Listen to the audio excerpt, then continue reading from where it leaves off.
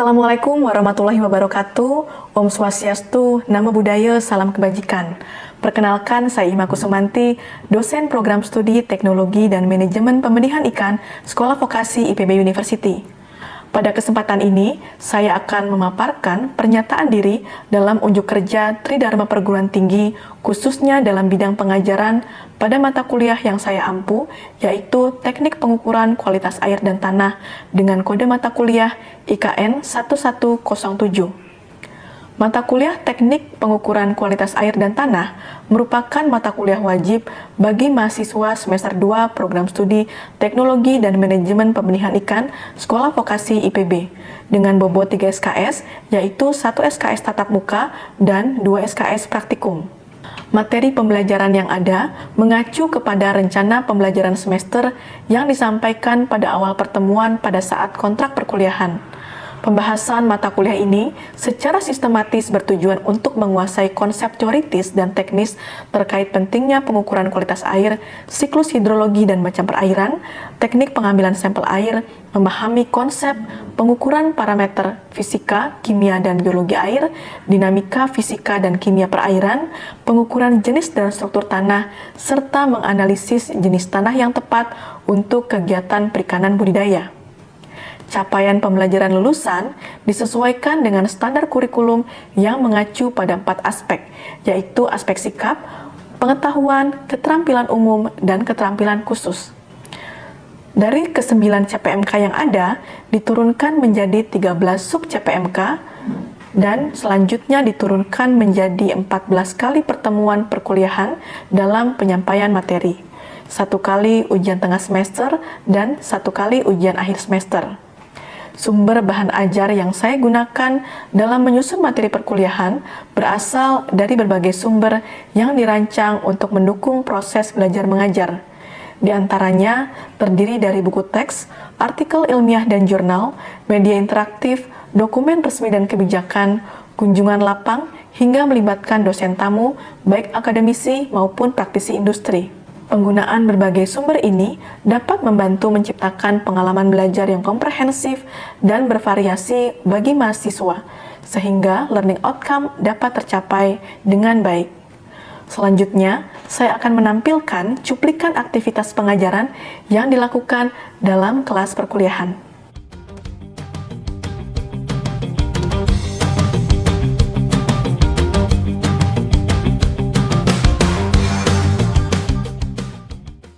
Assalamualaikum warahmatullahi wabarakatuh. Selamat pagi dan salam sejahtera untuk kita semua. Bagaimana kabarnya rekan-rekan? Alhamdulillah baik ya. Perkenalkan, saya Ima Kusumanti sebagai dosen di mata kuliah Teknik Pengukuran dan Kualitas Air, program studi Teknologi dan Manajemen Pembenihan Ikan. Dan pada kesempatan kali ini kita masuk ke dalam materi yang pertama ya. Namun sebelumnya ada beberapa hal yang harus saya sampaikan di dalam kontrak perkuliahan. Tapi saya lihat di sini wajah-wajah baru nih, adik-adik mahasiswa, sehingga saya perlu mengenal lebih jauh siapa saja yang ada di ruangan ini. Ya, kalau tadi saya sudah memperkenalkan diri, kalian bisa panggil saya Ibu Ima ya, dan kita akan sering berinteraksi di mata kuliah ini dan mata kuliah lainnya, sehingga saya perlu mengetahui siapa saja audiens dan juga mahasiswa yang akan saya ajar. Silahkan untuk rekan-rekan mahasiswa bisa raise hand, memperkenalkan dirinya masing-masing. Perkenalkan, nama saya Priscil Aurora Aisyah. Bisa dipanggil Priscil. Saya berasal dari Padang Panjang, Sumatera Barat. Priscil dari Padang, Sumatera Barat.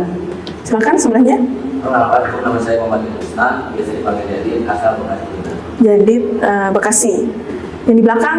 Perkenalkan, nama saya Muhammad Raffi Andiansyah, biasa dipanggil Raffi dari Lamongan, Jawa Timur. Raffi, Lamongan, Jawa Timur. Silakan. Perkenalkan, nama saya Atabik Ali Mubarok dari Karawang, Jawa Barat. Atabik dari Karawang. Nah, teman-teman, sebelum kita masuk ke dalam materi kuliah ya, saya perlu menyampaikan kontrak perkuliahan. Jadi kenapa harus ada kontrak perkuliahan? Sehingga ada kesepakatan antara kami sebagai tim dosen dan juga mahasiswa. Dan saya ingin memperkenalkan ya tim teaching dari mata kuliah ini. Yang pertama yaitu saya sendiri sebagai koordinator mata kuliah. Kemudian nanti ada Bapak Dr. Andri Hendriana. Kemudian ada Ibu Dr. Yuni Pujihastuti dan Ibu Dr. Farida Laila ya dari program studi kimia. Jadi nanti kita akan banyak sekali berinteraksi dengan beliau-beliau dan tentunya akan banyak diskusi juga yang akan disampaikan. Nah, selanjutnya yaitu adalah tata tertib ya. Jadi kalau kita berbicara tentang tata tertib, maka teman-teman diharapkan hadir tepat waktu, yaitu tidak terlambat. Selanjutnya, yang kedua adalah tidak makan dan minum di dalam ruang kelas, dan pastikan handphone Anda dalam kondisi silent mode ya. Lalu kehadiran ini penting, kenapa? Karena ada peraturan dari IPB bahwa kehadiran minimal 80%. Jika Anda kurang dari 80% berarti tidak diperkenankan untuk dapat mengikuti ujian. Dan yang terakhir adalah jika Anda ingin keluar ataupun ingin ke belakang diperkenankan, namun tentunya harus izin terlebih dahulu ya. Kemudian ini adalah capaian pembelajaran mata kuliah ya, di mana capaian pembelajaran mata kuliah terdiri dari beberapa aspek, yaitu rekan-rekan supaya bisa mengetahui ya konsep dasar ekologi perairan yang nanti akan mendukung terhadap kualitas air dan tanah.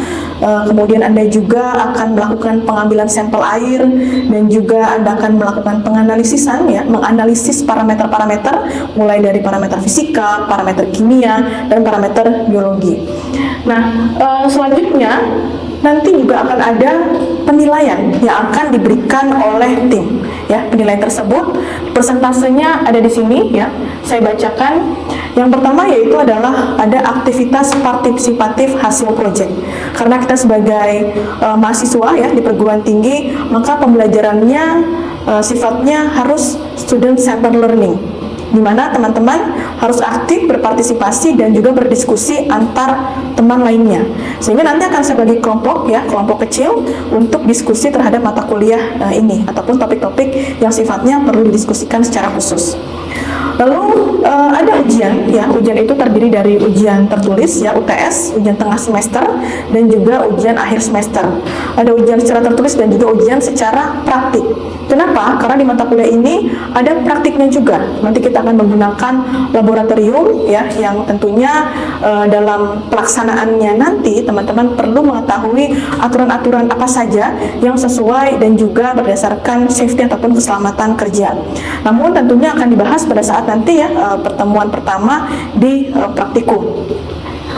Nah, sekarang kita masuk ke dalam topik ya ataupun materi pertama, yaitu adalah prinsip-prinsip parameter kualitas air dan tanah. Jadi kalau kita lihat dari judulnya, tentu kita berbicara tentang acuan ya, di mana acuan itu yang nantinya harus diamati oleh teman-teman semua saat kemudian melakukan sebuah analisis data atau melihat studi kasus yang nanti akan dibahas. Nah, kalau kita lihat prinsip-prinsip dari parameter kualitas air dan tanah, tentunya ada beberapa hal nanti akan kita bahas ya. Nah, sekarang kita lihat dulu, apa sih tujuan instruksional khusus dari mata kuliah ini? Tujuannya adalah untuk menelaah siklus hidrologi ya, siklus yang berkaitan dengan air, macam perairan, parameter fisika, kimia dan biologi, serta tanah dan kaitannya terhadap parameter kimia air dan tanah, dinamikanya dan peranannya terhadap fisiologi ikan dalam sistem budidaya. Nah, di sini walaupun masih awal, ada beberapa kata-kata yang sifatnya sudah spesifik. Contohnya seperti fisiologi ikan. Ada yang bisa menyampaikan apa sih itu fisiologi?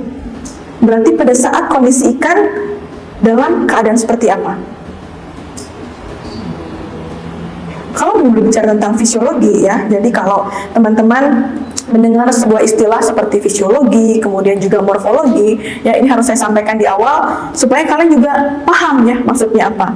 Fisiologi ini berkaitan saat ikan tersebut dalam kondisi hidup.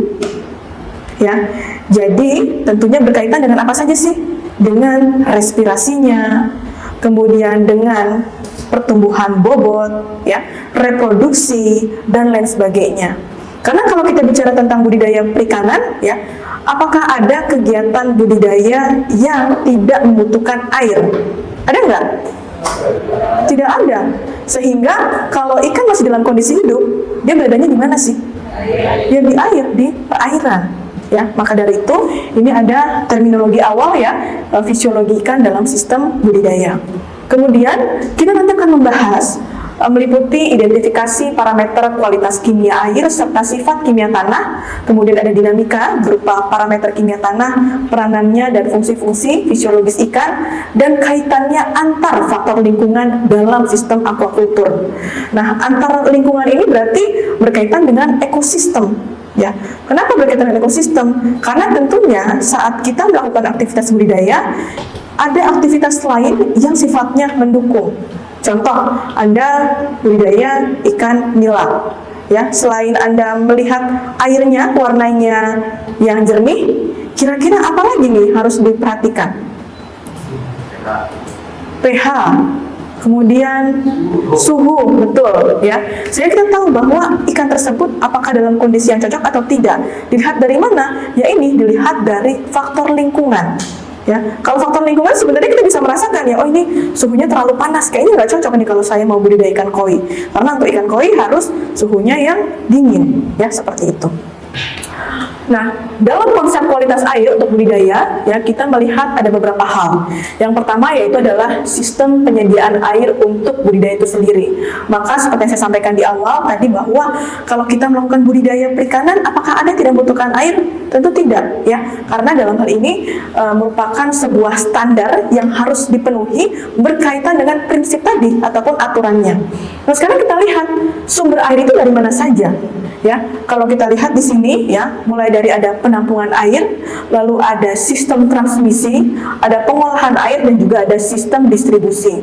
Di mana sistem-sistem tersebut ataupun aktivitas yang mendukung di sini berkaitan dengan sumber air yang kita peroleh.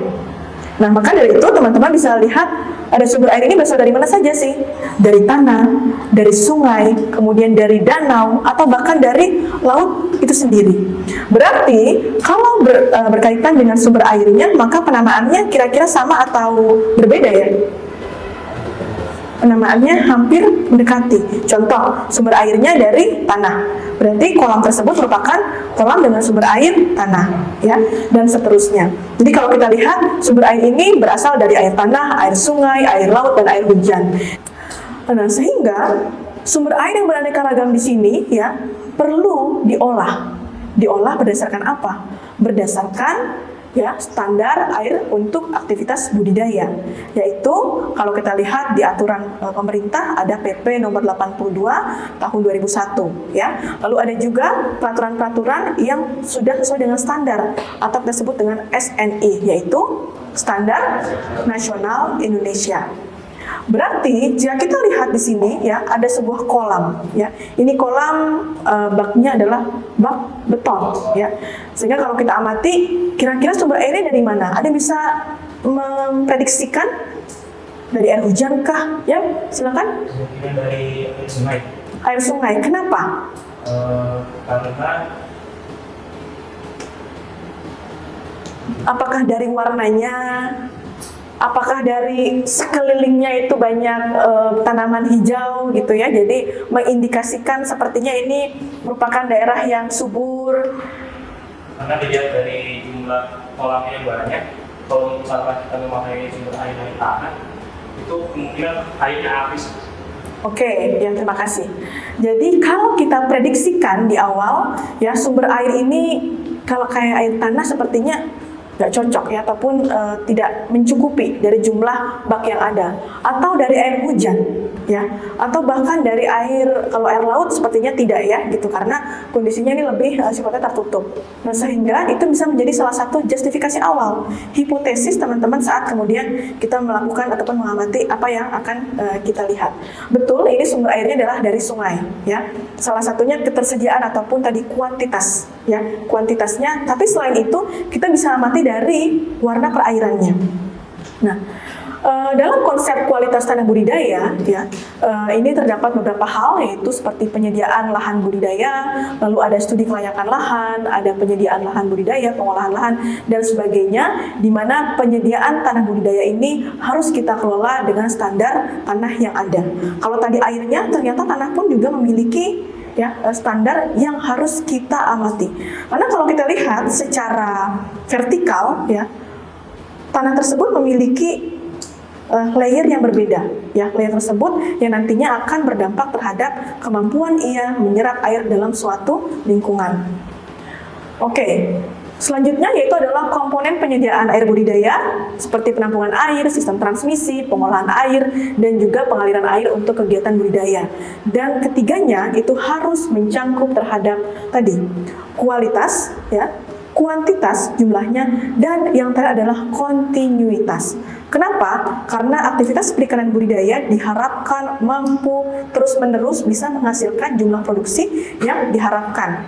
Maka dari itu, dalam suatu konsep best aquaculture practices, ya, ataupun untuk menghasilkan sustainable aquaculture, perikanan budidaya yang berkelanjutan, maka konsep-konsep tersebut harus diperhatikan. Saat kita menggunakan sumber airnya adalah dari air sungai, apakah akan terus continue, atau bahkan kita menggunakan sumber air dari laut, apakah akan terus ada, sehingga jangan sampai kita sekarang bisa budidaya ikan nila, kemudian di tahun-tahun mendatang ikan nila itu tersebut sudah tidak mampu kita budidayakan. Kenapa? Karena airnya sudah nggak ada lagi. Nah, itulah yang kemudian menjadi sebuah prinsip yang harus kita amati. Nah, dari prinsip kualitas tanah budidaya, yang pertama adalah komponen fisika, lalu kedua adalah komponen kimia, dan komponen biologi, atau mudahnya kita sebut dengan parameter. Semuanya dianalisa setiap komponen dan parameternya untuk mendapatkan nilai optimum dan memastikan kegiatan tersebut dalam kondisi yang stabil. Contohnya misalnya tadi ya teman-teman menyebutkan suhu ataupun pH. Jadi ada namanya nanti suhu yang sifatnya optimum, yaitu suhu yang diperbolehkan untuk melakukan kegiatan budidaya perikanan. Kalau misalnya ternyata tidak sesuai dengan standarnya gimana? Ya biasanya akan terjadi perubahan, yaitu perubahan terhadap metabolisme yang ada dan mempengaruhi terhadap fisiologi ikan yang kita budidayakan. Nah, sampai di sini apakah cukup dipahami atau ada yang mau bertanya? Saya persilakan, mungkin 2 pertanyaan terlebih dahulu. Oke, silakan perkenalkan dulu, namanya siapa? Baik, terima kasih atas waktunya. Nama saya Ringo Muhammad. Saya ingin bertanya, apa saja sih parameter yang digunakan untuk mengukur standar kualitas air dalam media budidaya? Oke, standar ya. Kemudian dari parameternya itu apa saja? Nah, barusan saya menyinggung berkaitan dengan komponen ya. Di mana komponen ini nantinya akan berpengaruh terhadap parameter ya, parameter fisika, parameter kimia, dan parameter biologi. Dalam sebuah kegiatan aktivitas budidaya, untuk parameter kimia, fisika, dan biologinya ini bisa kita lihat ya rekan-rekan secara bersama. Untuk parameter fisika, berarti ini yang dapat kita lihat secara fisik ya. Contohnya adalah warna perairan. Kemudian berkaitan juga dengan cahaya, karena kalau kita melihat warnanya gelap ataupun terang juga dipengaruhi oleh adanya intensitas cahaya yang diterima. Kemudian yang kedua adalah suhu, ada kecerahan, kekeruhan, lalu ada nilai TDS. TDS itu adalah total dissolved solid, dan TSS yaitu adalah total suspended solid. Kemudian ada salinitas, ada arus, gelombang, dan juga ada rasa serta apakah ia berbau atau tidak. Itu untuk parameter secara fisika. Yang kedua yaitu adalah parameter biologi. Ya, parameter biologi ini mencakup apa saja? Berarti berkaitan dengan makhluk hidup ya yang ada di dalam perairan itu sendiri. Contohnya seperti plankton. Nanti plankton kita kelompokkan lagi menjadi zooplankton dan juga fitoplankton. Dan ada bakteri, virus, dan juga cendawan serta jamur. Ya. Dan yang terakhir adalah berkaitan dengan komponen kimia. Nah, ini salah satu yang perlu kita amati lebih jauh, yaitu di laboratorium nanti ya, karena kita akan melihat kaitannya dengan asam basa, dengan pH, dengan salinitas, dengan kesadahan, gas terlarut, unsur hara, dan juga bahan organik yang ada dalam suatu perairan. Nah, sehingga di sini komponen-komponen tersebutlah yang nanti dapat mensupport ataupun mendukung terhadap kegiatan budidaya. Jika salah satu komponen yang ada ternyata ada yang tidak sesuai dengan standarnya, dengan prinsipnya, dengan baku mutu, kira-kira seperti apa tuh nanti? Tentunya dalam perairan tersebut ya tidak mampu mencapai target produksi. Kenapa kita bicara tentang target produksi? Karena perikanan budidaya itu berkaitan dengan produksi yang nanti akan kita hasilkan. Gitu. Oke, mudah-mudahan bisa menjawab ya. Terima kasih. Selanjutnya, ya silakan perkenalkan dulu namanya. perkenalkan diri, nama saya Cici Faida. Saya ingin bertanya itu, mengapa kita perlu mempelajari terkait dengan pengukuran kualitas air dan apakah kaitannya dengan tanah? Oke, kenapa kita perlu ya mempelajari tentang air, kemudian kaitan dengan tanah seperti apa? Dalam aktivitas di sekitar kita, atau mungkin tadi ya ada beberapa mahasiswa yang berasal dari Sulawesi, kemudian ada yang dari Bekasi, ada yang dari Kediri. Tentunya setiap daerah memiliki kondisi ataupun topografi yang berbeda-beda. Nah, kondisi tersebut mempengaruhi terhadap daya serap ataupun kemampuan dari lingkungan untuk dapat menampung sumber air yang datang dari alam. Misalnya curah hujannya tinggi, ya, tentu kalau misalnya dalam kondisi yang lahan hijau, kemampuan untuk menyerapnya akan tinggi. Tapi contohnya misalnya ya, mohon maaf seperti di tempatnya Jadid, karena di Bekasi itu sepertinya lahan terbuka sudah sangat jarang sekali ya. Maka kalau misalnya hujan ya, pasti dan lebih banyak kemudian menjadi genangan air ataupun bahkan banjir. Nah, sehingga di sini kita berasumsi mungkin di awal kenapa ya kok jadi banjir ataupun genangan air. Ternyata tanah itu memiliki kemampuan untuk menyerap sumber air tadi. Sehingga akan ada sebuah kesinambungan ataupun konsistensi jika lingkungan perairan kita dalam kondisi yang cukup banyak dan sekitar kita pun juga tanahnya cukup terbuka luas, maka kita bisa pastikan kegiatan budidaya kita akan terus berjalan secara kontinu atau terus menerus. Tapi kalau kemudian sumber airnya sedikit, bahkan lahannya juga terbatas dan sebagainya, ya, nah itu kemampuan untuk bisa menyerap air tersebut pun juga akan semakin berkurang. Nah, makanya perlu dan penting untuk mengetahui. Nanti di akhir kita akan ada video ya penayangan berkaitan dengan water movement dan juga berkaitan dengan tanah itu sendiri ya. Nanti kita bahas lebih lanjut ya, Kesa. Oke, bisa saya lanjutkan ya di topik berikutnya. Nah, sekarang kita ke standar kualitas air untuk budidaya. Nah, kalau kita bicara tentang standar, berarti ini ada aturan. Contohnya seperti DO ya. Dissolved oksigen yaitu nilainya kurang dari 5 ppm. ppm itu adalah part per million. Berarti 1 per juta ya, million. Kemudian ada pH. Nanti kita akan mempelajari juga berkaitan dengan pH yang disebut dengan basa dan juga asam. Jadi kalau kita berada di pH 7 berarti pH yang netral. Tapi kurang dari 7 ya, itu kita sebut dengan asam, dan kalau lebih dari 7 berarti basa. Oke, untuk standar kualitas air budidaya secara umum ya, berkaitan dengan pH tadi, berarti nilai standarnya kurang dari 7 kita sebut dengan asam. Lalu kalau lebih dari 7 berarti sifatnya adalah basa. Kemudian yang ketiga adalah salinitas, nilainya demikian ya, untuk air tawar sampai 2 ppm, untuk air payau tergantung dari jenis ikan, dan juga untuk air laut kira-kira kisaran 26 hingga 35 ppt. Nah, tadi ada yang disebut dengan ppm dan juga ppt. Apa itu? Kalau ppt apa? Part per thousand ya. Jadi nanti teman-teman jangan salah saat saya berbicara tentang ppm, berarti part per million, tapi kemudian kalau ppt adalah part per thousand. Lalu berikutnya adalah nitrit ya, nilai kisarannya kurang dari 0,02 ppm. Lalu ada nitrat dengan nilai kisarannya 20,0 ppm, klorin dan juga iodium bebas. Kalau dilihat dari gambar ya, teman-teman lihat ada sampel air yang diambil. Ya, jangan khawatir, selain kita kuliah, nanti kita akan melakukan pengambilan sampel di saat kegiatan praktikum. Dan sampel itulah yang kemudian kita amati di laboratorium. Kenapa perlu pengambilan sampel ya? Karena tidak semua parameter air dapat kita ukur secara in situ atau secara langsung. Contoh, kalau di sini pengukuran secara langsung, kira-kira ukur apa ya di sini? Ukur pH ya. Nanti akan terlihat angkanya muncul di layar dan lalu dapat kita catat. Tapi kalau yang lain atau misalnya berkaitan dengan logam berat, amoniak, nitrit dan nitrat, itu perlu pembahasan lebih lanjut di laboratorium. Kemudian, nah teman-teman perlu mengetahui standar. Nah ini berkaitan dengan prinsip nih ya, standar kualitas air untuk budidaya secara umum. Mulai dari asiditasnya ataupun kemasamannya ya, nilainya pH-nya harus kisaran 6 hingga 9. Jadi kira-kira kalau lebih dari 9, itu bagaimana ya nanti biota yang akan kita budidayakan? Stres ya. Nah ternyata yang stres bukan hanya kita sebagai pembudidayanya ya, tapi ikan pun bisa mengalami stres. Saat ikan mengalami stres, maka berdampak terhadap apa? Terhadap pertumbuhan, terhadap fisiologis. Yang paling utama adalah terhadap bukan terhadap nafsu makan. Ya, nafsu makan ini pasti akan berkurang. Kenapa? Karena dia stres tadi.